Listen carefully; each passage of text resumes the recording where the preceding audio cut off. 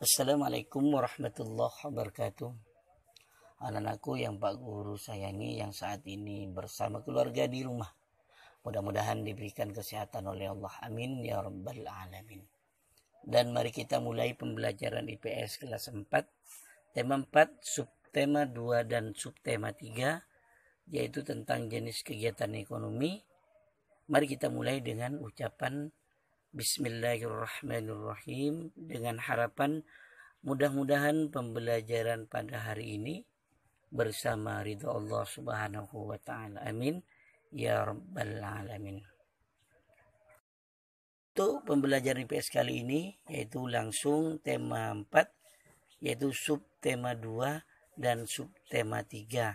Karena waktu pelaksanaan ujian sudah hampir, maka Pak Guru sampaikan langsung 2 subtema.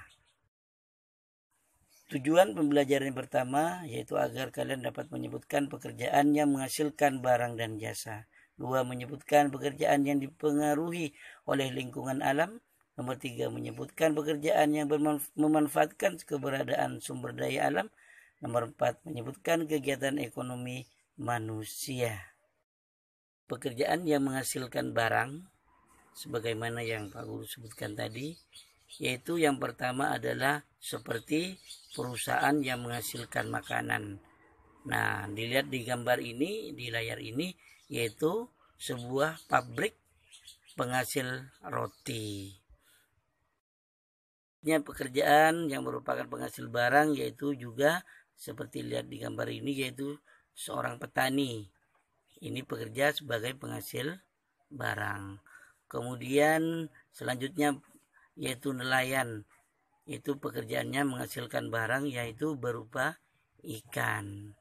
Kemudian selanjutnya anak-anakku, ini berupa peternak ayam. Ini juga pekerjaannya menghasilkan barang yaitu sebuah daging ayam. Selanjutnya mebel. Ini juga menghasilkan barang yaitu berupa kursi, meja, lemari, dan lain sebagainya. Selanjutnya pekerjaan yang menghasilkan jasa. Ya, yang menghasilkan jasa tadi menghasilkan barang, sekarang pekerjaan yang menghasilkan jasa. Di antaranya yaitu contoh guru, kemudian polisi, ada juga dokter, kemudian tukang cukur, dan juga sopir taksi. Selanjutnya yaitu pekerjaan yang dipengaruhi oleh lingkungan alam. Contohnya yaitu di perkotaan, masyarakat bekerja sebagai polisi lalu lintas. Kemudian ada juga sopir taksi, tukang cukur, kemudian pembuat roti, pabrik roti, kemudian juga ada guru, ada dokter, dan juga pedagang di pasar. Selanjutnya jenis pekerjaan yang ada di pedesaan, diantaranya yaitu adalah para petani. Karena di pedesaan sangat luas sawah yang dimiliki sehingga banyak para petani. Selanjutnya di desa juga yang dekat pantai banyak bekerja sebagai nelayan yang menangkap ikan. Dekat sawah juga ada bekerja sebagai peternak. Ada juga pengrajin, yaitu membuat rotan, ya, atau berupa mebel. Kemudian di desa juga ada tukang cukur. Kalau di kota biasanya alat yang digunakan alat modern, kalau di desa alat yang digunakan mencukur tradisional. Kemudian di daerah pedesaan juga ada ditanam sayur-sayuran, bekerja menanam cocok tanam sayur-sayuran, ada juga bercocok tanam yaitu cabai, kemudian tomat, ya. Dan juga di desa ada pasar juga, kemudian ada pabrik juga yaitu penggiling padi sehingga menjadi beras. Selanjutnya di pedesaan juga yang dekat perairan ada yang bekerja sebagai polisi air. Ini biasanya di dekat perairan berupa pantai ataupun laut. Kemudian selanjutnya yaitu pekerjaan yang memanfaatkan keberadaan sumber daya alam. Seperti salah satu di antaranya adalah yaitu bekerja sebagai polisi hutan. Nah, pekerjaan sebagai polisi hutan ini yaitu untuk melindungi kekayaan alam, sumber daya alam, yaitu berupa pohon yang ada di hutan agar tidak sembarang ditebang oleh masyarakat. Menjaga hutan ini termasuk pekerjaan yang dijadikan pekerjaan oleh manusia. Kemudian selanjutnya hasil dari hutan tersebut juga dimanfaatkan oleh manusia sehingga manusia bekerja sebagai tukang mebel. Ada membuat kursi, hasil hutan juga membuat lemari, hasil hutan juga membuat meja, dan banyak lagi kebutuhan-kebutuhan yang lain ataupun kebutuhan seperti bahan bangunan. Kemudian hasil hutan, ya misalnya hasil hutan berupa rotan itu bisa dimanfaatkan juga oleh masyarakat, oleh tukang mebel, sehingga bisa membuat kursi, membuat ingke, membuat meja oleh para pengrajin. Inilah manfaat dari sumber daya alam yang dijadikan pekerjaan oleh manusia. Kemudian selanjutnya pohon yang dihasilkan dari hutan juga dijadikan sebagai bahan ukiran. Seperti yang kalian dapat di layar ini, ada seseorang pengrajin yang membuat ukiran yang bahannya terbuat dari kayu. Dan tentunya kayu itu dapat dihasilkan dari hutan. Nah, itulah anak-anakku jenis pekerjaan yang ada di masyarakat, khususnya yang ada di Indonesia. Kemudian selanjutnya yaitu kegiatan ekonomi manusia. Yang pertama adalah dari proses produksi, yang kedua proses distribusi, dan yang terakhir yang ketiga yaitu proses konsumsi. Kegiatan ekonomi manusia yaitu dapat dilakukan dengan 3 tahap. Ya. Coba kalian lihat di layar ini, Pak Guru contohkan sebuah proses produksi. Ini ada gambar pabrik padi. Pabrik padi ini yaitu untuk menghasilkan barang berupa beras. Mereka para pekerja menggiling padi atau gabah, digiling sehingga gabah ini bisa berubah menjadi beras. Ini yang dimaksud dengan proses produksi, bagaimana bisa menghasilkan barang. Karena ini pabrik padi, maka dapat menghasilkan barang yaitu berupa beras. Nah, anak-anakku kelas 4 yang Pak Guru sayangi, jadi proses yang kedua yaitu setelah proses produksi yaitu dikenal dengan proses distribusi.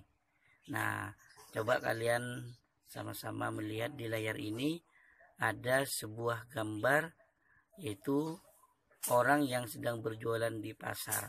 Nah, ini termasuk proses setelah produksi baru distribusi. Nah, pekerjaan orang yang bekerja menjual di pasar ini namanya proses distribusi, yaitu pendistribusian barang, mengeluarkan barang yang tadi dari proses produksi, kemudian yang kedua menjadi proses distribusi, yaitu seorang pedagang menjual beras di pasar. Dari hasil produksi tadi kemudian dilanjutkan ke proses distribusi, yaitu dilakukan oleh distributor namanya, atau pedagang, atau dari pengusaha beras, baik dikelola di pasar ataupun di rumah-rumah. Kemudian selanjutnya setelah proses distribusi yaitu proses konsumsi. Yang Pak Guru contohkan di sini yaitu proses konsumsi sebuah rumah makan, ya. Jadi orang yang makan di rumah makan ini merupakan proses konsumsi. Jadi barang yang tadi diproduksi di sebuah pabrik, kemudian didistribusikan barang berupa beras itu di pasar, kemudian terakhir barang itu dikonsumsi. Siapa yang mengkonsumsi? Yaitu manusia. Jadi orang yang punya warung atau rumah makan itu membeli beras ke pasar, ke distributor, kemudian dimasak oleh yang punya warung, kemudian dimakan oleh masyarakat, dimakan oleh pelanggan. Itu namanya proses konsumsi. Anakku, selanjutnya mari kita bahas pendalaman materi yang kalian kerjakan minggu yang lalu. Mari kita bahas pembahasan minggu yang lalu. Nomor 1, sebagian besar penduduk Indonesia bekerja sebagai petani.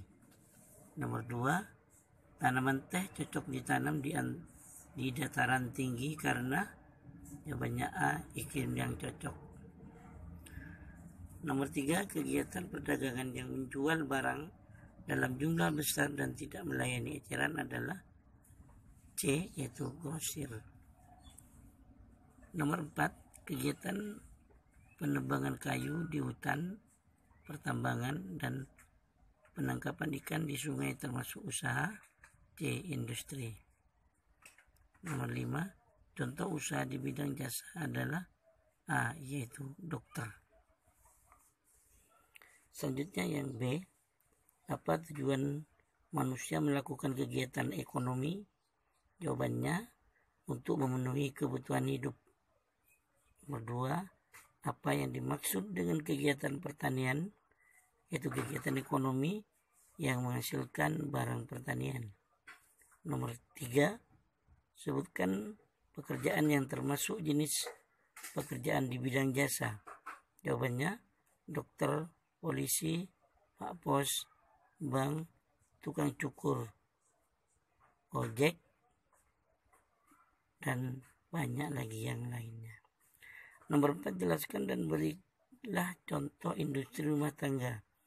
Itu kegiatan ekonomi berupa keterampilan rumah tangga. Itu seperti vas bunga, tas, kemudian baju, sandal, topi, dan banyak lagi yang lainnya. Nomor 5, sebutkan jenis-jenis usaha perikanan. Jawabannya yaitu seperti tambak ikan ataupun tambak udang. Nah, itulah tadi pembahasan pada LKS IPS halaman 35. Selanjutnya pendalaman materi yang perlu kalian kerjakan di rumah, yaitu buku LKS-nya silahkan kalian buka, yaitu halaman 63. LKS-nya halaman 63 sampai halaman yaitu 64. Kemudian kerjakan halaman 92 dan juga halaman 93. Itu kerjakan langsung di LKS-nya, atau yang nggak punya di buku tulis jawaban saja, kemudian japri ke Pak Guru. Demikian pembelajaran pada hari ini. Pak Guru akhiri dengan ucapan Alhamdulillahirrabbilalamin. Wallahul muwaffiq ila aqwamit thoriq. Assalamualaikum warahmatullahi wabarakatuh.